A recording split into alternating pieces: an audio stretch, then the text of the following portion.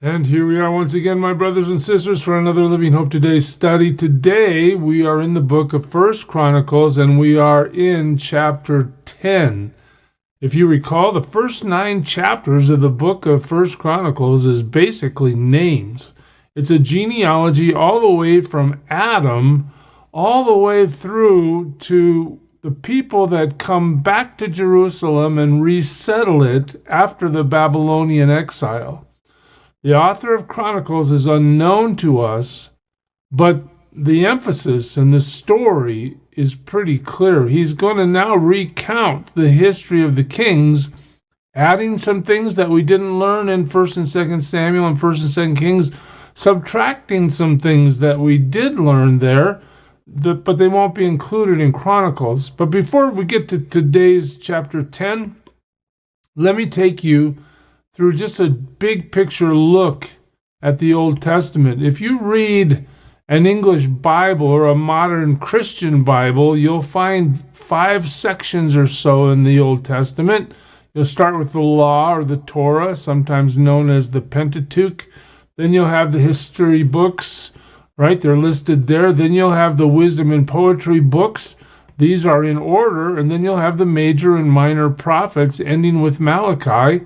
Well, right now, we're in the middle of the history books at 1st and 2nd Chronicles. But I want you to see something here because it's insightful in why the Chronicles are so important. If you look at the Hebrew Bible, you'll see that the chronology is, or the order of the books is a little different. This is known as the Tanakh. All right, in Hebrew, it starts with the Torah. That's exactly like the Christian Bible, all right, the Old Testament. But then it changes. Instead of going to the history books and calling them history books, the Hebrew Bible will go to what's called the former prophets or the Nevi'im, all right? And it'll have Joshua, Judges, Samuel, and Kings, where we might look at them as history. They look at them as former prophets. Then it goes to the latter prophets. Isaiah, Jeremiah, Lamentations, Ezekiel, and Daniel are included there. And then there's something called the 12, where the minor prophets are all listed next. And from the Torah to the Nevi'im, at the end of the list, we get to Ketuvim. And here's something that's really different. You see Job, Psalms, and Proverbs under the poetical books. Then there'll be 5 scrolls. I'm going to say this wrong, I bet, but the Megillat, all right, you see some poetry, Song of Songs, you see Ruth, Lamentations, Ecclesiastes, and Esther. And then at the very end, I'm sorry, I got Daniel listed twice. Take Daniel out of the former prophets over there. He's in the historical writings. You got Daniel, Ezra, and Nehemiah are combined into one book. And then down at the very end of the Hebrew Bible is the book of Chronicles. So when you think about Chronicles, this is a summation, a history that's basically winding up the whole Old Testament.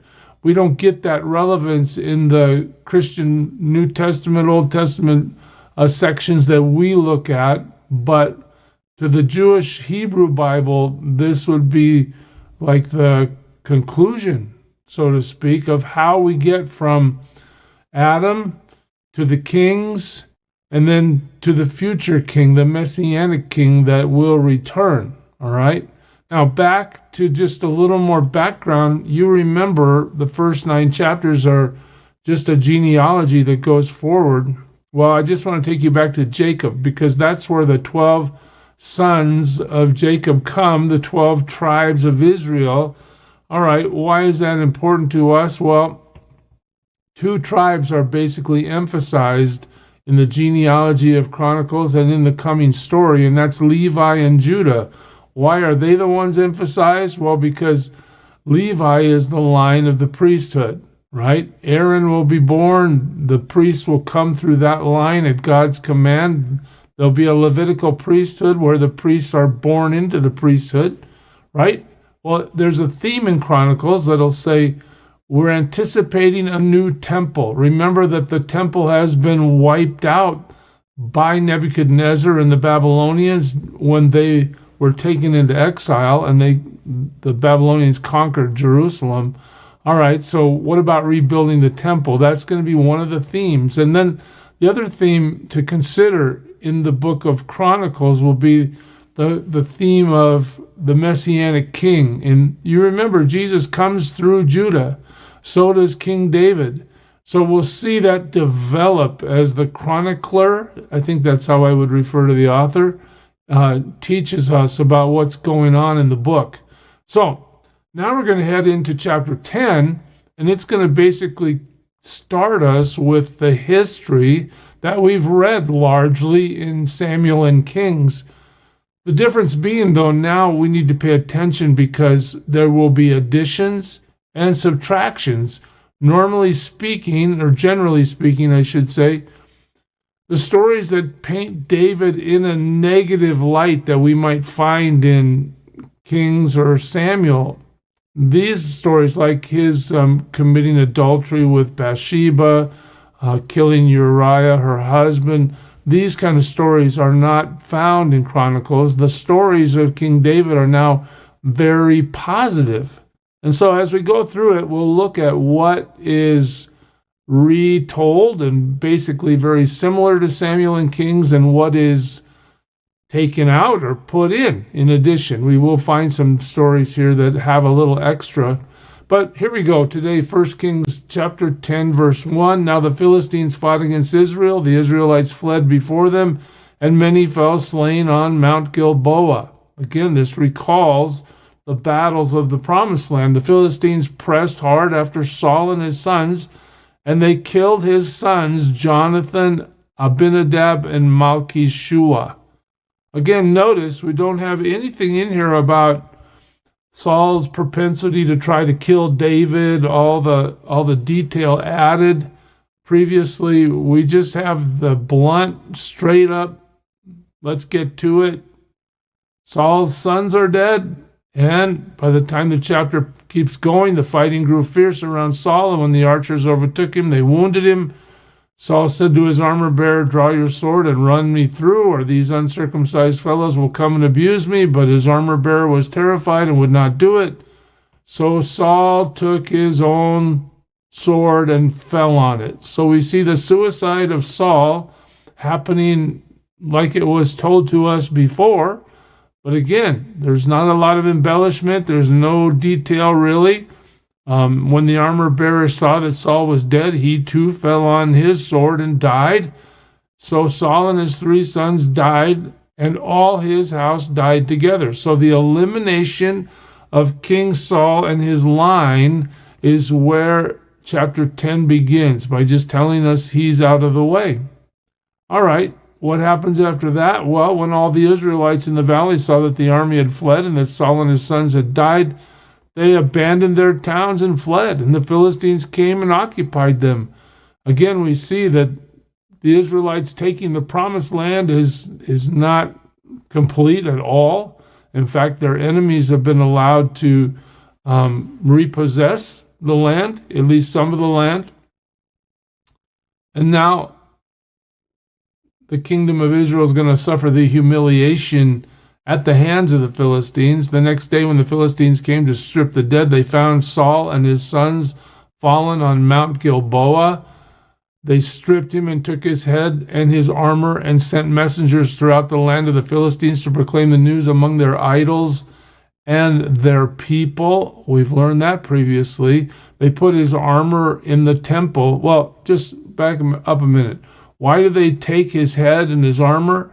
They're telling the Philistine people that their idols are stronger than God, right? Because they've achieved this victory and they've humiliated Saul through cutting off his head and putting it up on the wall, right?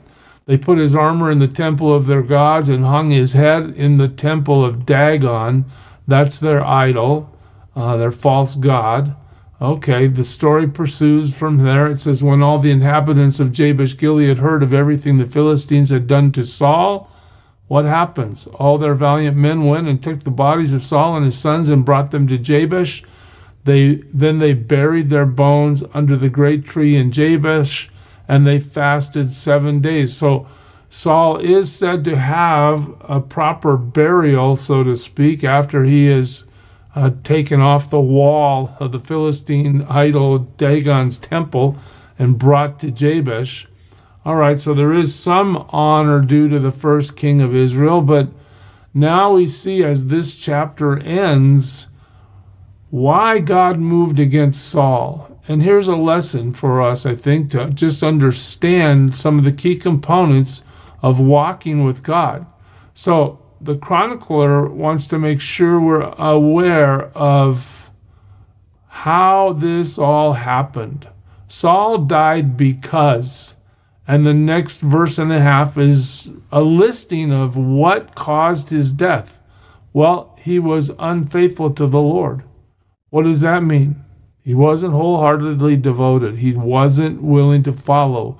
He did not keep the word of the Lord. In other words, God was clear in his instruction, but Saul, for whatever reason, didn't assume that he should do what the God of heaven was telling him to do.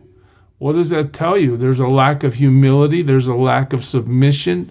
There's a lack of understanding in who he's dealing with. Who among us is going to defeat God's plan, and who among us is going to survive if we do what God says don't do, or we don't do what he tells us to do, right? Well, Saul doesn't seem to grasp that. He's unfaithful to the Lord. He does not keep the word of the Lord. He will not obey. He even consults a medium for guidance, if you remember. The chronicler brings that up again to show us how far to the dark side King Saul actually went. Remember when he tries to call Samuel up from the dead to find out what to do? He's not depending on God. He's not searching out the truth for himself. He's really lost and pursuing evil things. He even consulted a medium for guidance, and he did not inquire of the Lord.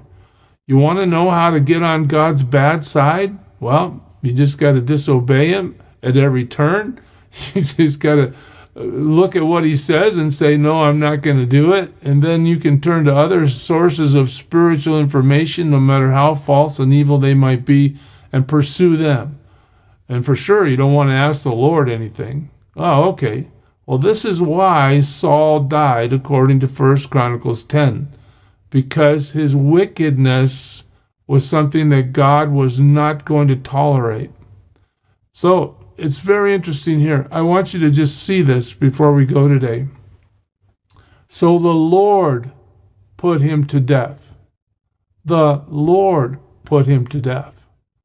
Okay, wait a minute. Wouldn't we just say, well, wait, we just read about the Philistines. They're the ones that put him to death. They got him in battle, and he committed suicide, but, they had injured him, and they captured his dead body, and it was those guys, right? Well, just understand that the Bible's happy to say that the Lord is behind the circumstances that cause various outcomes. And so, the Philistines caused the death of Saul in terms of their attack and their wounding him and his making the decision to kill himself. But it was all the plan of God. The Lord put him to death. And what else did the Lord do? He turned the kingdom over to David, son of Jesse. Understand, circumstances might not show you that God is moving. Oh, we just lost King Saul. He died in battle. Oh, okay. Well, understand that underneath that is God himself moving, and the chronicler is now going to put us in a position where we're going to see King David as we move forward from here in a new light. He is the king that will be emphasized now for many, many chapters. Church, I pray that we learn this well and understand that this is like a summation at the end of the Hebrew Bible to help us understand the character of God, the plan of God, and the salvation of God coming through the Messianic King that's been promised. God bless you, church. Serve him well today. Who is it who for sinners shed his blood, and now for cleansing all can plunge beneath that flood? It's Jesus. But do you know who he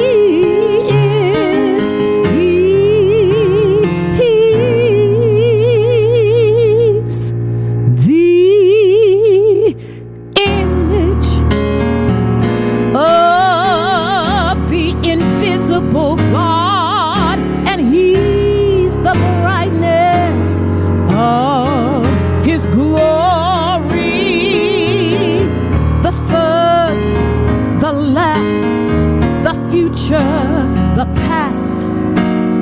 He is God.